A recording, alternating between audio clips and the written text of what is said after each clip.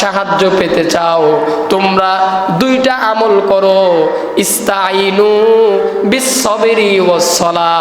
1 নম্বর তোমরা ধৈর্য ধারণ করো, 2 নম্বর তোমরা সালাত আদায় করো, নামাজ পড়ো। এই 2 আমলের দ্বারা তোমরা আমি আল্লাহর কাছে সাহায্য চাও। বলেন সুবহানাল্লাহ। অর্থাৎ ধৈর্য বড় মারাত্মক একটা দামি আমল। এরপর আল্লাহ বলেন ইন্নাল্লাহা মা'আস সাবিরিন, নিশ্চয়ই ধৈর্যশীলদের সাথে একজন রয়েছেন, তিনি কে? আওয়াজ দিয়া বলেন তিনি কে? আল্লাহ পাক ধৈর্যশীলদের সঙ্গে সব সময়ই আছেন। প্রিয় ভাইরা আমার, এজন্য কোরবানি থেকে আমরা 7 নম্বর যেই শিক্ষাটা নিব, ধৈর্য ধারণের শিক্ষা। যেমন ধৈর্য ধারণ করেছিলেন পয়গম্বর ইব্রাহিম খলিল আলাইহিস সালাম, নিজের প্রিয় সন্তানকে কোরবানি করেছেন, তারপরও ইতস্তবোধ করেন নাই, ধৈর্য ধারণ করে সন্তানকে কোরবানির ময়দানে নিয়ে গেছেন, মিনা বাজারে নিয়ে গেছেন, মিনা প্রান্তরে নিয়ে গেছেন। এটা হচ্ছে একটা অন্যতম ধৈর্য ধারণ। এই ধৈর্যের শিক্ষা আমরাও নিব, সকলেই বলেন ইনশাআল্লাহ। ভাইরা আমার, কুরবানি থেকে 8 নম্বর যেই শিক্ষা নিব, 8 নম্বর শিক্ষা হচ্ছে অধীনদের আল্লাহর হুকুম পালনে সব সময় আদেশ করা। অধীন বুঝেন, মনে করেন আপনার পরিবার, মনে করেন আপনি পরিবারের অভিভাবক, আপনি বাবা, আপনার আহাল যারা আছে, আপনার বিবি, আপনার সন্তান, আপনার পিতামাতা যারা আছে, তাদেরকে সব সময় আল্লাহর হুকুম পালনে আদেশ করা। কি করা? আদেশ করা। এজন্য তো আল্লাহ রাব্বুল আলামিন কোরআনুল কারীমের মধ্যে বলেন ইয়া আইয়ুহাল্লাযীনা আমানু কু আনফুসাকুম ওয়া আহলিকুম নার।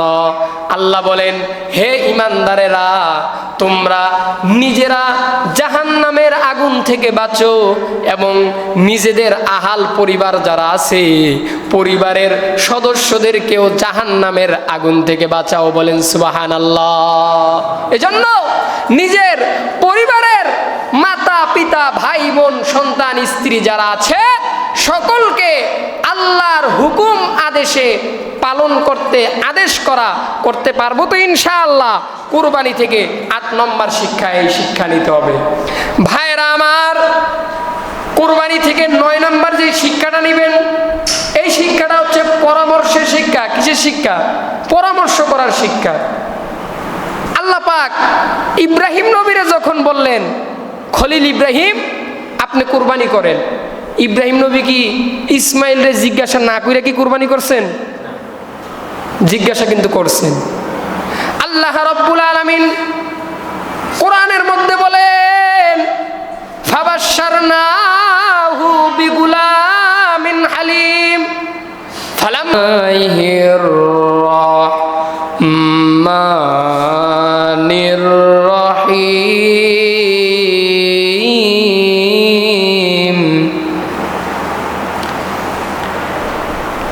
ইয়া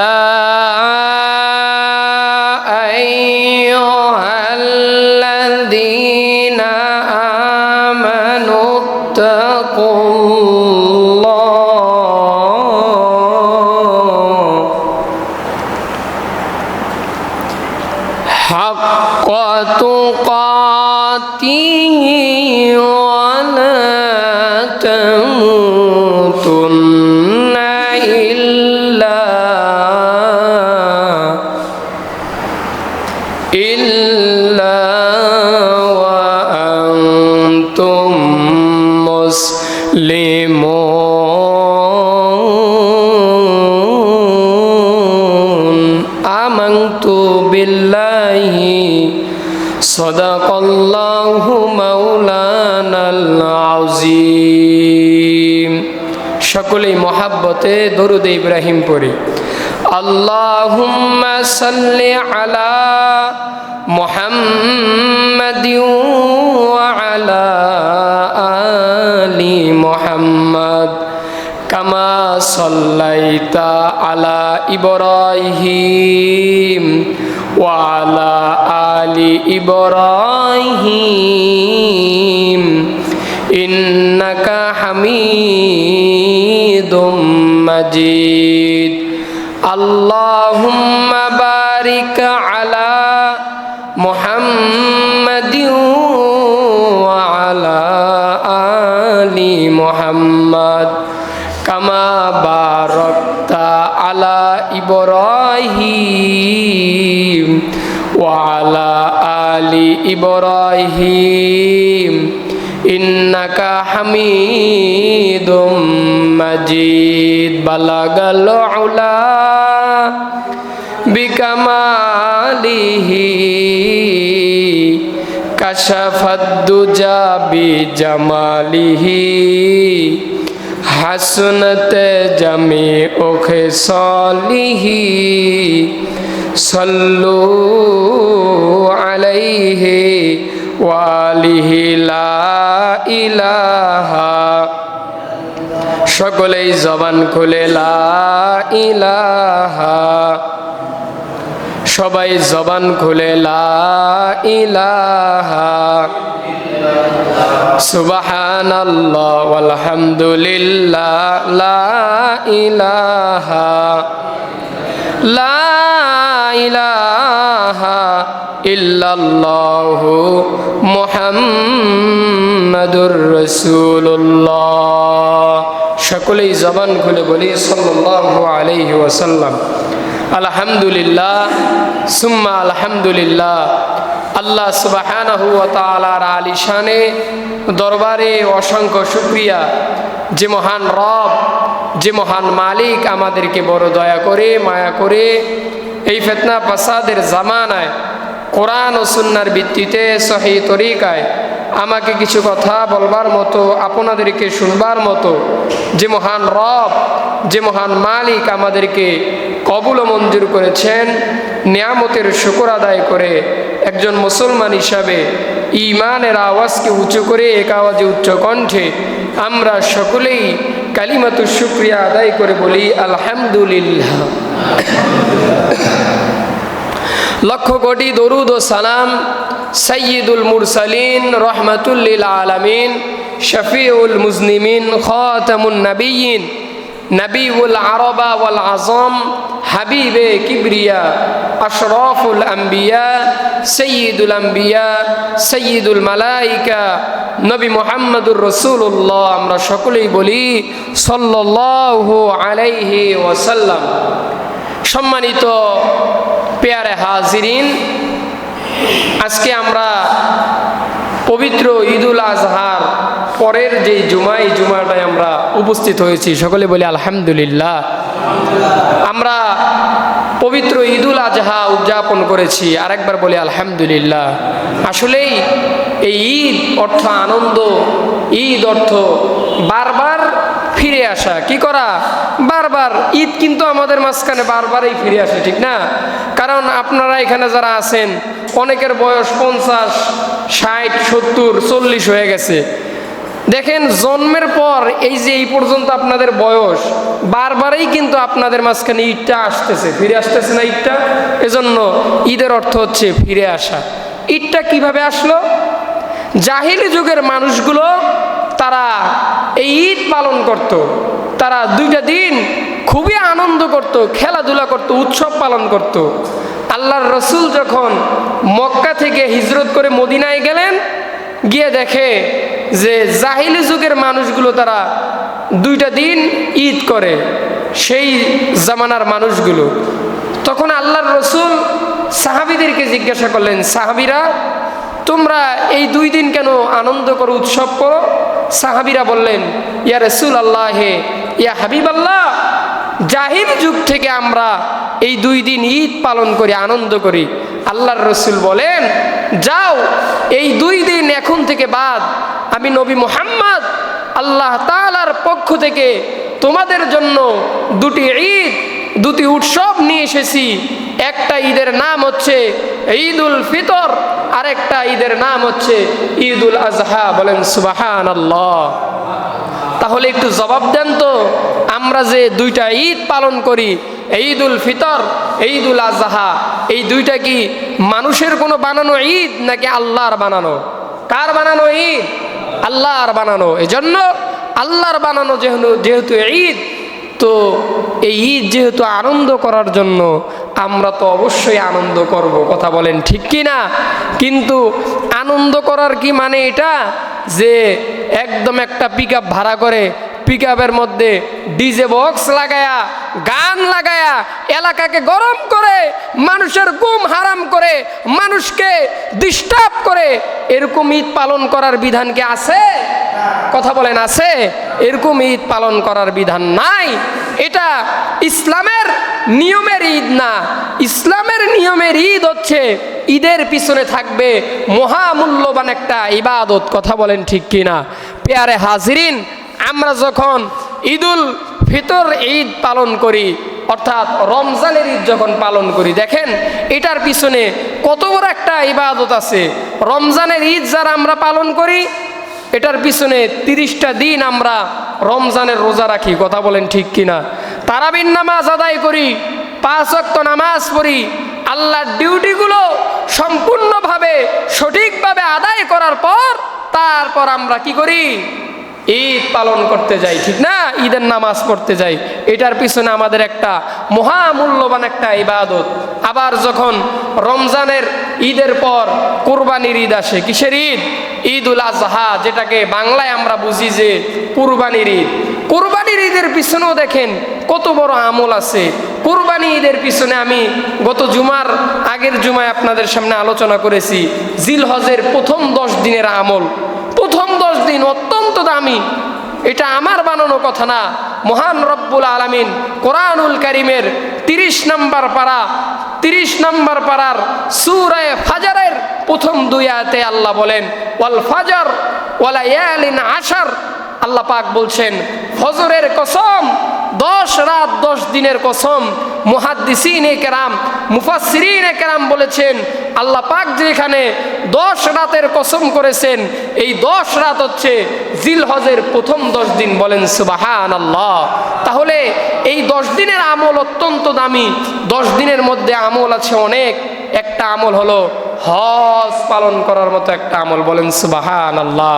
তারপর আমল আছে আরাফার দিনের রোজা। আমরা অনেকেই আরাফার রোজাটা রেখেছি, যারা রেখেছি আলহামদুলিল্লাহ। আরাফার রোজার ফজিলত কেমন? আল্লাহর রসুল হাদিস শরীফের মধ্যে বলেন, কোনো উম্মত যদি, কোনো আল্লাহর বান্দা যদি আরাফার দিনের রোজাটা রাখে, মহান রব্বুল আলামিন তার পূর্বের 1 বছর এবং পরের 1 বছরের গুনাহ আল্লাহ মাফ করে দেয়। বলেন সুবহানাল্লাহ। মানে আপনি এই যে রানিং বছরে যে ইবাদত করতেছেন, গুনাহ করতেছেন, এই গুনাহটাও আল্লাহ মাফ করবে। সামনে যেই সগীরা গুনাহগুলো করবেন, এটাও আল্লাহ মাফ করে দিবেন আরাফার রোজার বদৌলতে। বলেন সুবহানাল্লাহ। প্রিয় ভাইরা আমার, তাই আসুন, এই যে আমরা কুরবানির ঈদ পালন করলাম, এটার পিছনেও আমাদের কি ছিল? ইবাদত ছিল। কি ছিল? ইবাদত। আবার আরেকটা ইবাদত ঈদুল আজহা, ইয়াউমান নাহার। ঈদুল আজহার দিনের সর্বশ্রেষ্ঠ ইবাদত আল্লাহর রসুল বুখারী শরীফের হাদিসের মধ্যে বলেন, ঈদুল আজহার দিনের সর্বোত্তম আমল হচ্ছে, সর্বপ্রথম আমল আপনি ঈদগাহে গিয়ে ঈদের ওয়াজিব নামাজ 6 তাকবীরের সহিত 2 রাকাত নামাজ আদায় করবেন। এরপর উত্তম আমল হচ্ছে আপনি কি করবেন? আল্লাহর জন্য জবেহ করবেন। কার জন্য জবেহ করবেন? আল্লাহর জন্য জবেহ করবেন। এটা হচ্ছে ঈদুল আজহা ইয়াউমান নাহারের প্রথম দিনের প্রথম আমল। বলেন সুবহানাল্লাহ। আলহামদুলিল্লাহ, আমরা যারা সামর্থ্যবান আছি, আমরা এই আমলগুলো করেছি। আমরা আরো অনেক আমল করেছি জিলহজের 10 দিনে। আল্লাহ পাক সকলের আমলগুলো কবুল ও মঞ্জুর করেন। আমরা সকলেই বলি আমিন। প্রিয় ভাইয়েরা আমার, তো যে কথাটা আমি আপনাদেরকে বুঝাইতে চাই যে ঈদুল আজহা আমরা উদযাপন করেছি। শুধু কি উদযাপন করলেই হবে? শুধু কি আনন্দ করলেই হবে? এটার থেকে আমাদেরকে শিক্ষা নিতে হবে। কি নিতে হবে? শিক্ষা। আপনি যে কোনো জিনিস থেকেই শিক্ষা নেবেন, কারণ আপনি যদি আপনার জীবনে শিক্ষা না নেন আপনি কখনো লাভবান হতে পারবেন না, বড় হতে পারবেন না। কথা বলেন ঠিক কিনা? কিন্তু আপনি যদি একটা জায়গা থেকে শিক্ষা নেন যে আমি এখানে, মনে করেন আপনি একটা ব্যবসায় টাকা দিলেন, ওখানে লস খাইলেন, লস খাইলে তো আপনি একটা শিক্ষা পাইলেন, ঠিক না? শিক্ষা পাইলেন না যে আর জীবনে এরকম করুম না, শিক্ষা আছে না? ঠিক তদ্রূপ এই যে ঈদুল আজহায় আমরা কোরবানি করেছি, কোরবানিরও তো কিছু শিক্ষা দরকার। শিক্ষা আছে না? নাকি শুধুমাত্র গরু জবেহ করলেন, মহিষ জবেহ করলেন, জবে করে গোশত খাইলেন, খাওয়া শেষ, কোরবানি শেষ, এতটুকুই শিক্ষা? না, এতটুকু শিক্ষা না। ভাইয়েরা আমার, আমরা কোরবানি করেছি, এটার থেকে অনেকগুলো শিক্ষা আছে। এর মধ্য থেকে আমি কিছু কিছু শিক্ষা আপনাদের সামনে বলার চেষ্টা করব। সকলেই বলেন ইনশাআল্লাহ। ভাইয়েরা আমার, এই যে আমরা ঈদুল আজহায় কোরবানি করেছি, কোরবানির দ্বারা অনেকগুলো শিক্ষা আমাদের মাঝে আসে। তার মধ্য থেকে একটা শিক্ষা হচ্ছে আল্লাহর একত্ববাদের শিক্ষা। কার একত্ববাদ? আল্লাহর তাওহীদের শিক্ষা। কিভাবে আল্লাহর তাওহীদের শিক্ষা আপনি নেবেন? এই যে জিলহজের 9 তারিখ ফজরের পর থেকে আমরা একটা তাকবীর পাঠ করেছি। প্রত্যেক ফরজ নামাজের পর আমরা এই তাকবীরটা পাঠ করেছি। সকলেই বলেন তো আল্লাহু আকবার, আল্লাহু আকবার, লা ইলাহা ইল্লাল্লাহু, আল্লাহু আকবার, আল্লাহু আকবার, ওয়ালিল্লাহিল হামদ। এই যে তাকবীরটা আমরা পাঠ করেছি, তাকবীরে আমরা কি বললাম? আল্লাহু আকবার, আমার আল্লাহ হলেন বড়, লা ইলাহা ইল্লাল্লাহ, আল্লাহ ছাড়া কোনো ইলাহ নাই। কি ছাড়া কোনো ইলাহ নাই?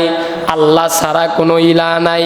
এই যে আমরা আল্লাহর তাওহীদের ঘোষণা করলাম, এই যে আমরা আল্লাহর একত্ববাদের ঘোষণা দিলাম, এজন্য এই কোরবানি থেকে আমরা 1 নম্বর শিক্ষা নিব, আমার আল্লাহ হলেন এক, আমার আল্লাহ ব্যতীত আর কোনো দ্বিতীয় আল্লাহ নাই। কথা বলেন ঠিক কিনা? আমার আল্লাহ ছাড়া কি আর অন্য কোনো আল্লাহ আছে? সমস্ত ক্ষমতার মালিক কে? সকলে আওয়াজ দিয়ে বলেন তো কে? আপনাকে আমাকে সৃষ্টি করেছেন কে? আওয়াজ দিয়ে বলেন কে? এই যে হায়াতের জিন্দেগি আপনাকে আমাকে খাওয়ায় কে? আমাদের রিজিক দাতা কে? ভাই আল্লাহর নামটা একটু জোরে বলতে পারেন না? কে খাওয়ায় আমাদেরকে? আল্লাহ। আমাদেরকে মৃত্যুবরণ করায় কে? আল্লাহ পাক আমাদেরকে সব কিছু করায়। সমস্ত ক্ষমতার মালিক হলেন আল্লাহ। এই যে একত্ববাদ, তাওহীদের শিক্ষা, 1 নম্বর শিক্ষা কোরবানি থেকে যে আমার আল্লাহ হলেন এক, এটা আমি সাক্ষ্য দিলাম। সকলেই বলেন ইনশাআল্লাহ। ভাইয়েরা আমার, এই কোরবানি থেকে 2 নম্বর শিক্ষা নিবেন নিয়তের শুদ্ধতা। কিসের শুদ্ধতা? নিয়ত। নিয়ত বুঝেন? মনে করেন আপনি একটা জিনিস ইচ্ছা করলেন, নিয়ত এটার আরেকটা অর্থ হচ্ছে ইচ্ছা করা, ইরাদা করা। মানে আপনি একটা ইচ্ছা করলেন, এটাই হচ্ছে নিয়ত। কেমন ইচ্ছা?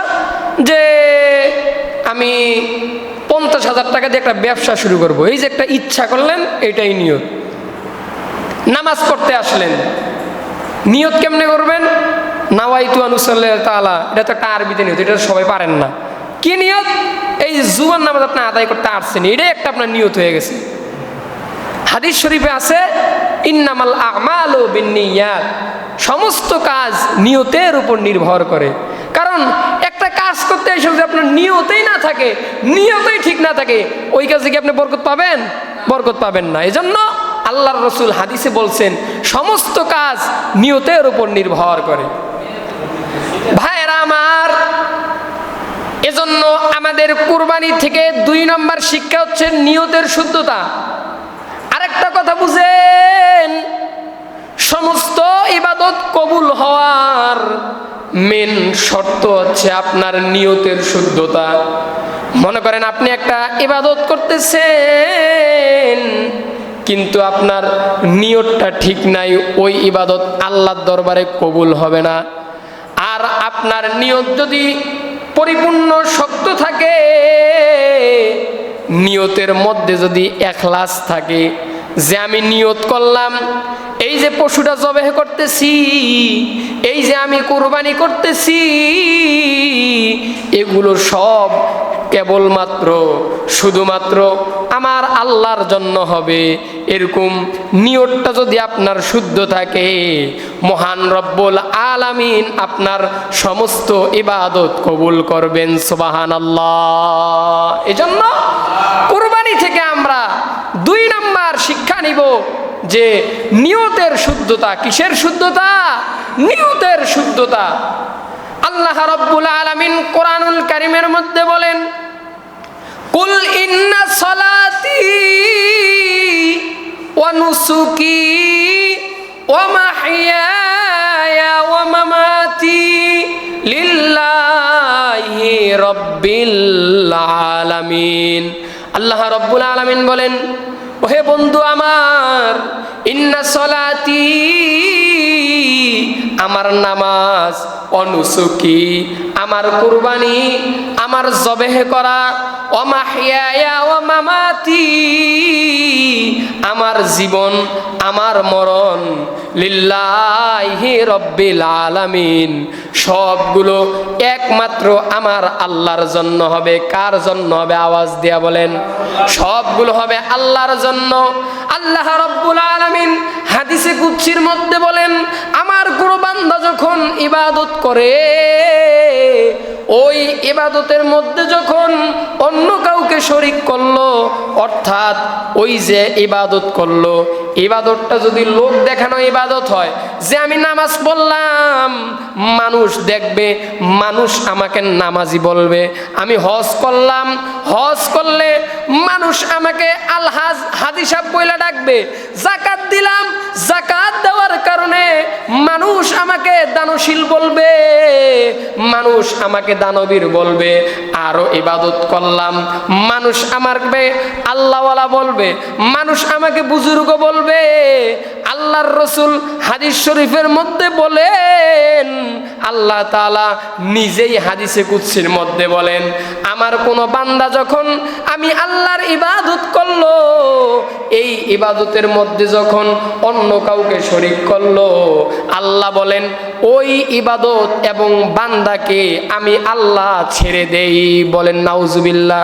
অর্থাৎ আপনি যদি আপনার ইবাদত যদি লোক দেখানো হয়, আল্লাহ বলেন ওই লোক দেখানো ইবাদত যে করে তাকেও ছেড়ে দেই আমি আল্লাহ, ওই ইবাদতকেও ছেড়ে দেই। ছেড়ে দেওয়ার মানে কি? ওই ইবাদত করে আর কোনো কি নাই, লাভ নাই, ওটা অনার্থক ইবাদত করা। লোক দেখানো যেটা ইবাদত, এটা অনার্থক ইবাদত। ইবাদত একমাত্র কাকে দেখানোর জন্য হবে? সকলেই বলেন তো, কাকে খুশি করার জন্য হবে? আল্লাহ তাআলাকে খুশি করার জন্য হবে। তাহলে কুরবানি থেকে আমরা 2 নম্বর যে শিক্ষাটা পেলাম, সেই শিক্ষাটার নাম হচ্ছে নিয়তের শুদ্ধতা। কিসের শুদ্ধতা? নিয়তের শুদ্ধতা। ভাইয়েরা আমার, এই কুরবানি থেকে 3 নম্বর শিক্ষা নিবেন, ত্যাগ করার মন মানসিকতা। কি করার মন মানসিকতা? ত্যাগ। ত্যাগ বুঝেন? আপনি একটা জিনিস ছেড়ে দিলেন, ত্যাগ করা। কিভাবে ত্যাগ করার মন মানসিকতা নিবেন? যেমন আপনারা সকলেই ঘটনা জানেন। আচ্ছা, একটা জবাব দেন তো, আমাদের জাতির পিতার নাম কি? ভয় পান বলতে? তাহলে আওয়াজ দিয়ে বলেন তো, আমাদের জাতির পিতার নাম কি? হযরতে ইব্রাহিম খলিল আলাইহিস সালাম আমাদের জাতির পিতা।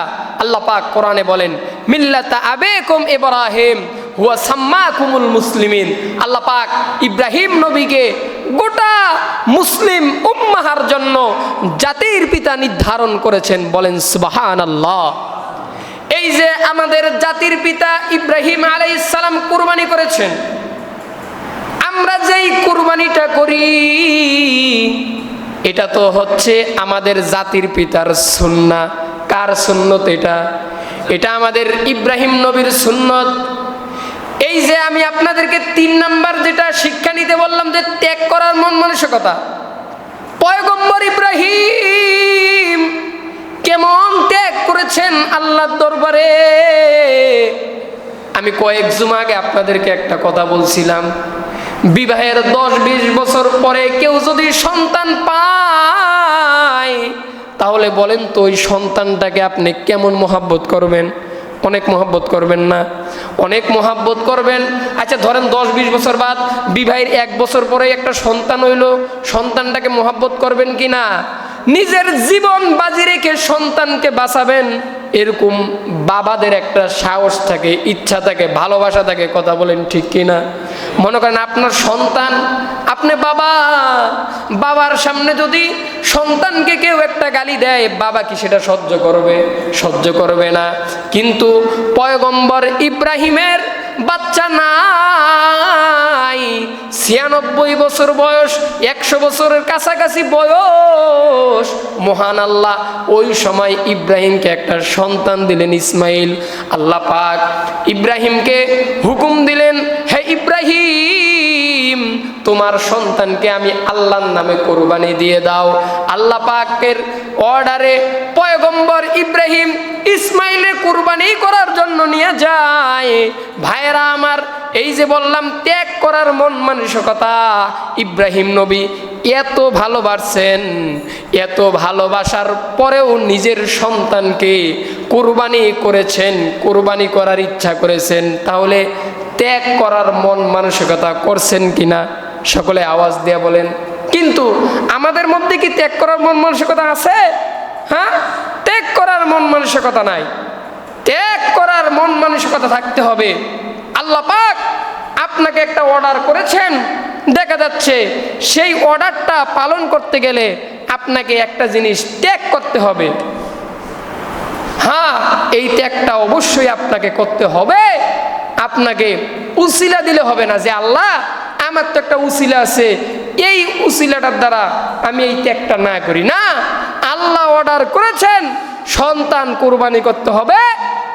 পয়গম্বর ইব্রাহিম কোনো উসিলা দেয় নাই যে আল্লাহ তুমি আমারে এই যে বৃদ্ধ বয়সে একটা সন্তান দিলা, আবার এখন নিয়ে যাইতে চাও। আল্লাহ না, সন্তানটারে নিও না, এরকম কি কোনো উসিলা দিছে ইব্রাহিম নবী? উসিলা ছাড়া ইব্রাহিম নবী কি করছে? ত্যাগ করেছে। এজন্য কোরবানি থেকে আমাদের 3 নাম্বার শিক্ষা নিতে হবে, ত্যাগ করার মন মানসিকতা। কি করার মন মানসিকতা? ত্যাগ করার মন মানসিকতা। ভাই